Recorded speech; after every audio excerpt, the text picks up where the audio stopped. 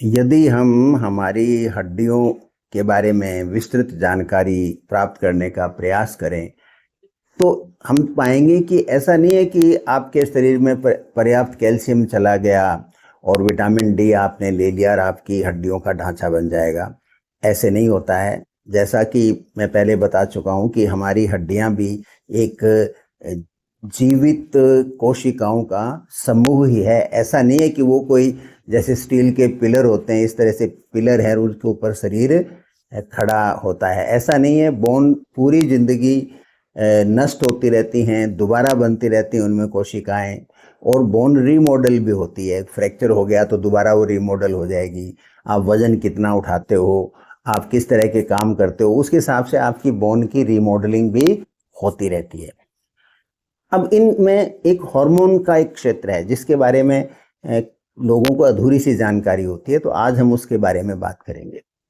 तो बोन को जो कंट्रोल करने वाले मुख्य हार्मोन होते हैं, तो नंबर 1 पे आता है उसमें ईस्ट्रोजन। ईस्ट्रोजन महिलाओं का हार्मोन है मुख्यतया, लेकिन ऐसा नहीं है कि पुरुषों के अंदर भी ये नहीं चाहिए। एक थोड़ी मात्रा में पुरुषों में भी ईस्ट्रोजन चाहिए। दूसरा हार्मोन होता है टेस्टोस्टेरॉन। यहाँ ईस्ट्रोजन के विपरीत ये मुख्यतया पुरुषों का हार्मोन है, लेकिन महिलाओं में भी इसकी थोड़ी मात्रा की आवश्यकता है।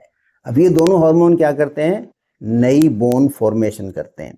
आपकी जो पुरानी जो हड्डी की कोशिकाएं हैं, जो बूढ़ी हो गई हैं, जो अब उतनी एफिशिएंट नहीं है, उनको नष्ट कर दिया जाता है और उसकी जगह नई कोशिकाओं का निर्माण होता है। उसी की वजह से आपकी जो हड्डियां हैं वो 70, 80, 100, 110 और 122 साल की जो हाईएस्ट धरती पे जिस महिला का जीन कैलमेंट थी, उस तक की हड्डियों का ध्यान जो है ना, ये एस्ट्रोजन और प्रोजेस्टेरोन का कॉम्बिनेशन बना के रखता है। इस बात को हमें याद रखना चाहिए। जो तीसरा इंपॉर्टेंट हार्मोन होता है, उस हार्मोन का नाम है पैराथायरॉयड हार्मोन। ये हमारी थायराइड ग्रंथि होती है, उसके पीछे पैराथायरॉयड ग्लैंड होती है, उसमें पैराथॉर्मोन होता है। पैराथायरॉयड हार्मोन का क्या काम है? ये आपके रक्त के अंदर कैल्शियम के स्तर को बनाए रखता है। तो किसी वजह से आपके में यदि कैल्शियम का रक्त स्तर कम हो जाए तो ये आपकी हड्डियों से और कैल्शियम रक्त में लाता है, और जब रक्त में ज़्यादा हो जाए कैल्शियम तो उसको वहाँ से ये बोन में डिपॉजिट करता है, इसलिए उस स्तर को बनाए रखता है।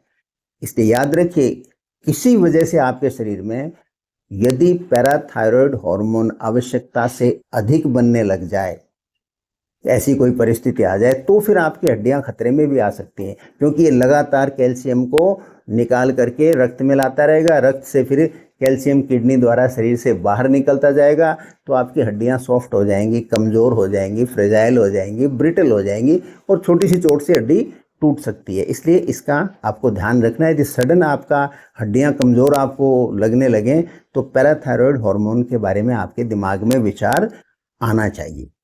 इसके अलावा फिर एक और हार्मोन होता है, उसको हम कहते हैं कोर्टिसोल।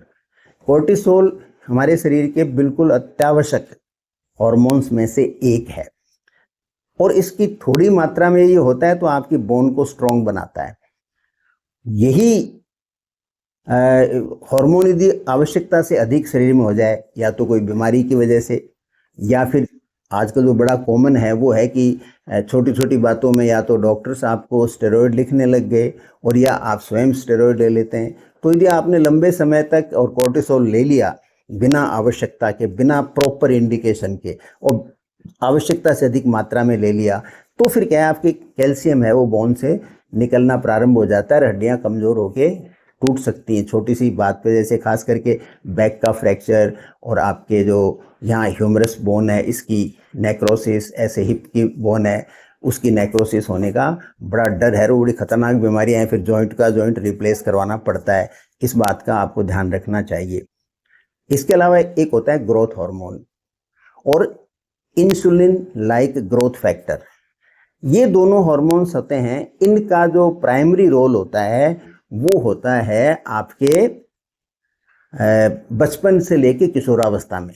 इनके प्रभाव से आप तेजी से आपका स्ट्रक्चर बढ़ता है। आप जो हाइट गेन करते हो तो आपकी हड्डियां जब तेजी से बढ़ते हैं तो उसमें ये ग्रोथ हार्मोन और इंसुलिन लाइक ग्रोथ फैक्टर, ये दो जिम्मेदार होते हैं। अब आता है विटामिन D3। विटामिन D3 का जो एक्टिव फॉर्म है कैल्सीट्रायोल कहते हैं उसको, वो कैल्सीट्रायोल क्या करता है, वो बेसिकली एक हार्मोन की तरह बिहेव करता है। वो आपकी आंतों से, आपके भोजन में जो कैल्शियम आया है उसको आपकी आंतों के द्वारा एब्जॉर्व करता है, एब्जॉर्व करके उसको हड्डियों के अंदर डिपॉजिट कराता है। तो calcium absorption and calcium utilisation दोनों काम के लिए विटामिन D3 की जो एक्टिव फॉर्म है कैल्सीट्रायोल, उसकी जरूरत होती है। एक और हार्मोन होता है, उसको कैल्सीटोनिन कहते हैं। कैल्सीटोनिन का काम पैराथायरॉयड हार्मोन से विपरीत है। वो क्या करता है, बोन में जो कैल्शियम है ना, वो ब्लड से कैल्शियम को मैक्सिमम फॉर्म में बोन के अंदर डिपॉजिट करता है। तो इस तरह कैल्सीटोनिन और पैराथायरॉयड हार्मोन विपरीत दिशाओं में एक्शन करके और एक कैल्शियम का अच्छा सा रक्त के अंदर बैलेंस बनाते हैं। तो ये मोटे तौर पे आपने समझा कि शरीर में क्रियाएं होती हैं, उसके विपरीत एक प्रतिक्रिया होती है। इस तरह से एक फाइन बैलेंस बना रहता है। और यहाँ सवाल मात्रा का है। यहाँ सवाल किस, कौन सा आवश्यकता से अधिक चला जाए, कौन सा आवश्यकता से कम चला जाए, ये बड़ा महत्वपूर्ण होता है। इस तरह से आप देखेंगे कि हम जिस जगह हमारी ज़िंदगी टिकी हुई है वो एक बड़ा ही एक फाइन बैलेंस है, एक एक बिल्कुल सूक्ष्म किस्म का संतुलन है। वो संतुलन बिगड़ना नहीं चाहिए। और नहीं बिगड़े संतुलन, उसके लिए क्या करोगे, कसरत कीजिए, समय पर सोइए, समय पर खाना खाइए, और ज़िंदगी में 4 तरह के जो ऐब होते हैं उनसे बच के रहिए। वो परस्यूट होती है, हम जिन चीज़ों के पीछे भागते हैं। एक तो हम शक्ति के पीछे, पावर के पीछे भागते हैं, हर बार भागते रहते हैं, सदियों से भाग रहा है आदमी। एक धन के पीछे, मनी परस्यूट होती है हमारी। और तीसरी हमारी परस्यूट है नेम एंड फेम एंड ज्ञान।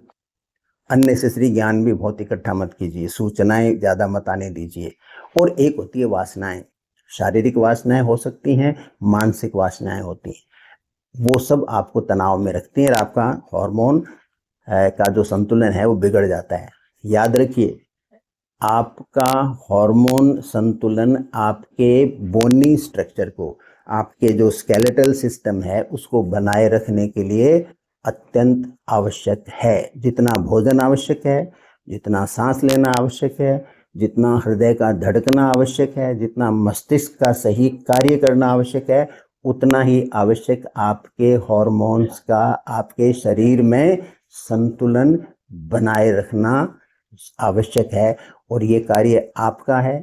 आप कैसे करोगे, नॉलेज के द्वारा, वास्तविक ज्ञान के द्वारा। जिस दिन आपको वास्तविक ज्ञान का पता चल जाएगा मोटे तौर पे, बिल्कुल फिर आपको किसी गाइडेंस की भी जरूरत नहीं पड़ेगी। Self guidance is ultimately the best guidance. Thank you.